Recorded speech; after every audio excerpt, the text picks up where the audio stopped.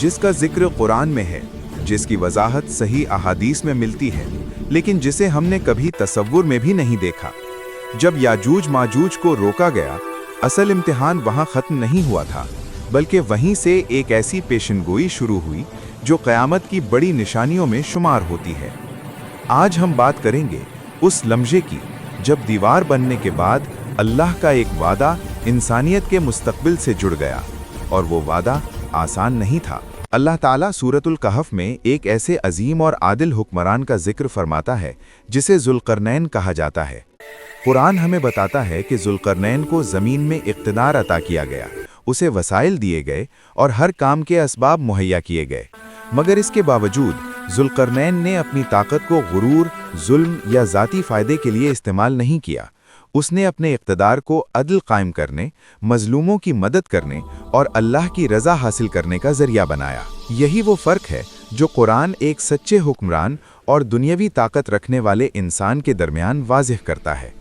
ज़ुल्क़रनैन ने मुख्तलिफ सिमतों में तवील सफ़र किए। वो एक जानिब मगरिब की सिमत पहुँचे, फिर मशरिक़ की तरफ गए और आखिरकार एक ऐसी जगह पर पहुँचे जहाँ दो बड़े पहाड़ों के दरमियान एक कौम आबाद थी। ये कोई मजबूत या तरक्की याफ्ता कौम नहीं थी, बल्कि निहायत कमज़ोर, खौफज़दा और मजलूम लोग थे। ये लोग किसी हद तक बात तो समझ सकते थे, मगर साफ और वाज़ेह गुफ्तगू नहीं कर पाते थे। इसके बावजूद उन्होंने अपनी फरियाद ज़ुल्क़रनैन तक पहुंचाई। उन्होंने कहा कि याजूज और माजूज ज़मीन में फसाद मचाते हैं। ये एक सादा जुमला नहीं था, बल्कि बरसों की अजियत, खौफ और बर्बादी का खुलासा था। याजूज माजूज उन पर बार बार हमले करते, उनकी खेतियों को बर्बाद कर देते, उनके माल को लूट लेते और कत्लो गारत करते थे।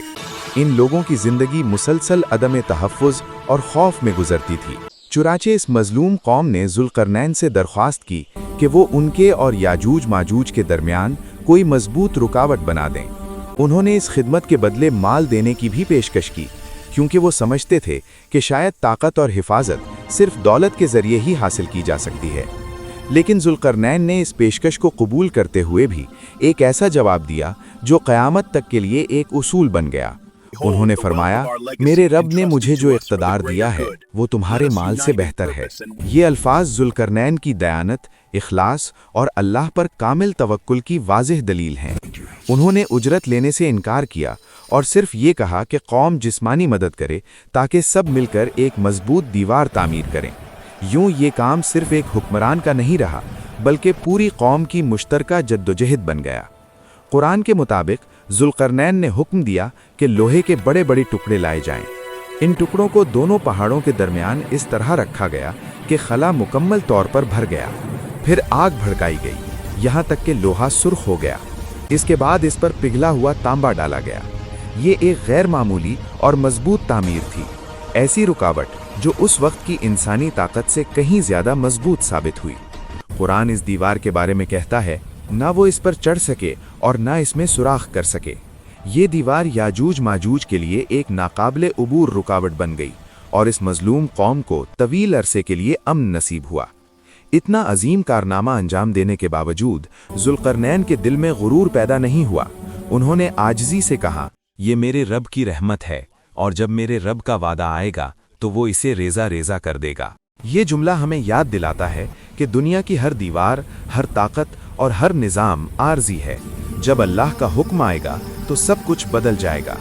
अहादीसे सहीहा हमें बताती हैं कि याजूज और माजूज इंसान हैं, कोई माफ़ौक़ुल फ़ितरत मखलूक नहीं।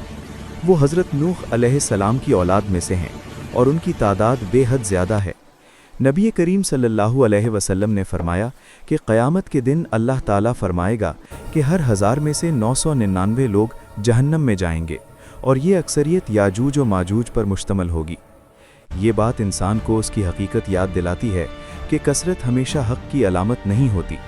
अहादीस में ये भी आता है कि याजूज और माजूज रोज़ाना इस दीवार को तोड़ने की कोशिश करते हैं। वो मुसलसल खोदते रहते हैं, यहाँ तक कि तकरीबन सौराख कर लेते हैं, मगर फिर उनका सरदार कहता है, कल आकर मुकम्मल करेंगे। वो इंशाअल्लाह नहीं कहते, इसलिए अगले दिन दीवार अपनी असल हालत में वापस मिलती है। ये अमल सदियों से जारी है और इसमें इंसान के लिए ये सबक है कि अल्लाह की मशीयत के बग़ैर कोई मंसूबा कामयाब नहीं होता।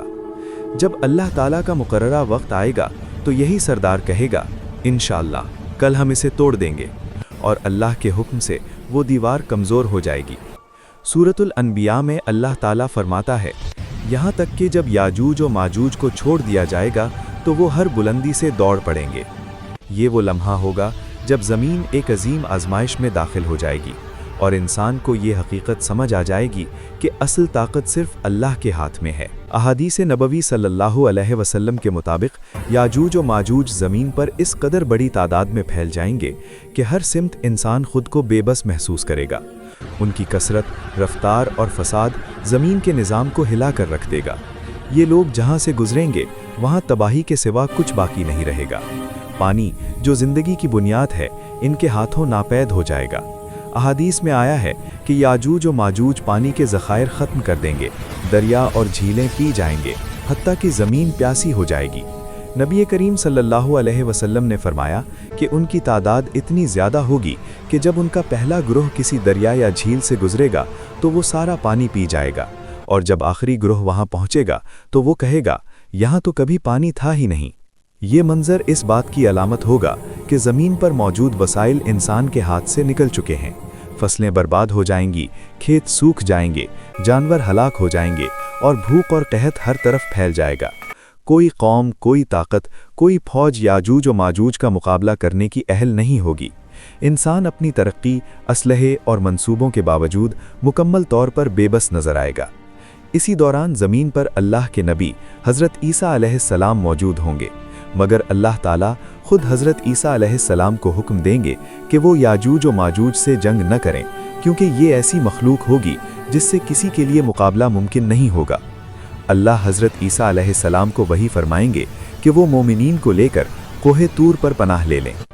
हज़रत ईसा अलैहिस्सलाम मोमिनीन को साथ लेकर तूर पहाड़ की तरफ रवाना होंगे। ये वो लम्हा होगा जब अहले ईमान दुनियावी सहारों से मुकम्मल तौर पर महरूम हो चुके होंगे। पहाड़ पर महसूर मोमिनीन शदीद आजमाइश में होंगे, खुराक नायाब हो जाएगी, हालात इतने सख्त होंगे कि एक बैल का सर सोने से भी ज़्यादा कीमती समझा जाएगा। ये आजमाइश अहले ईमान के सब्र, यकीन और तवक्कुल को परखने के लिए होगी। इस वक्त न कोई फौज मदद को आएगी, न कोई ताकत काम आएगी, सिर्फ अल्लाह पर ईमान और उसी पर भरोसा बाकी रह जाएगा। आखिरकार हज़रत ईसा अलैहिस्सलाम और मोमिनीन अल्लाह ताला के हुजूर आजिज़ी के साथ दुआ करेंगे। वो फरियाद करेंगे कि ए अल्लाह, इस अजीम फसाद से हमें निजात अता फरमा। ये वो मकाम होगा जहां इंसान की मुकम्मल बेबसी और अल्लाह की कामिल कुदरत ज़ाहिर होगी। अल्लाह ताला उनकी दुआ कबूल फरमाएंगे। अल्लाह याजूज और माजूज पर एक ख़ास बीमारी या एक कीड़ा भेजेंगे जिसे अहादीस में नगफ़ कहा गया है। ये कीड़ा याजूज और माजूज की गर्दनों में दाखिल हो जाएगा और वो सब एक ही रात में इस तरह हलाक हो जाएंगे जैसे एक जान ख़त्म हो जाती है। सुबह का सूरज तुलू होगा तो ज़मीन याजूज और माजूज की लाशों से भरी होगी। वो मखलूक जो लम्हों पहले नाकाबिले शिकस्त दिखाई देती थी, अब मुकम्मल तौर पर बेजान होगी, मगर ज़मीन पर बदबू, आलूदगी और गंदगी फैल जाएगी जिससे ज़िंदगी मुमकिन न रहेगी। फिर अल्लाह ताला बड़े बड़े परिंदे भेजेंगे जिनकी गर्दनें ऊँटों जैसी होंगी। ये परिंदे याजूज और माजूज की लाशों को उठाकर दूर दराज मकामात पर फेंक देंगे जहाँ अल्लाह चाहेगा। इसके बाद अल्लाह ताला बारिश नाजिल फरमाएंगे। ये बारिश ज़मीन को धो डालेगी, इसे पाक कर देगी और हर किस्म की आलूदगी ख़त्म हो जाएगी। ज़मीन एक बार फिर सांस ले सकेगी, इस पर दोबारा सब्ज़ा उगेगा, फसलें लहलहाएंगी और बरकतें लौट आएंगी। इंसान को दोबारा ज़िंदगी की नेमत नसीब होगी, मगर ये सब कुछ क़यामत से बिल्कुल पहले होगा। याजूज और माजूज का वाक़या हमें एक वाज़ेह पैगाम देता है। ये हमें बताता है कि ताकत सिर्फ अल्लाह के हाथ में है। इंसान चाहे जितना भी मजबूत निज़ाम बना ले, वो अल्लाह के हुक्म के बग़ैर कायम नहीं रह सकता। क़यामत की निशानियाँ हक़ हैं और उनका आना यकीनी है। निजात का रास्ता सिर्फ ईमान, सब्र और अल्लाह पर मुकम्मल तवक्कुल में है। ये वाक़या हमें याद दिलाता है कि असल कामयाबी दुनिया में नहीं बल्कि आखिरात की तैयारी में है।